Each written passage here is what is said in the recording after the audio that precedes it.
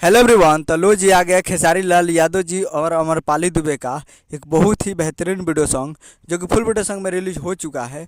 और इस गाने को लिखे हैं सुमित सिंह चंद्रवंशी जी और इसमें म्यूजिक दिए हैं छोटे बाबा जी। और इस गाने को गाए हैं खेसारी लाल यादव जी और इंदु सोनाली जी, जो कि आपको स्क्रीन के ऊपर दिखाई दे रहा है। जिस सॉन्ग का टाइटल रखा गया है होखे द अनहार पिया, जिसका टाइटल है होखे द अनहार पिया। और वीडियो में खेसारी लाल यादव जी और अमरपाली दुबे जी, फिट में है अमरपाली दुबे जी।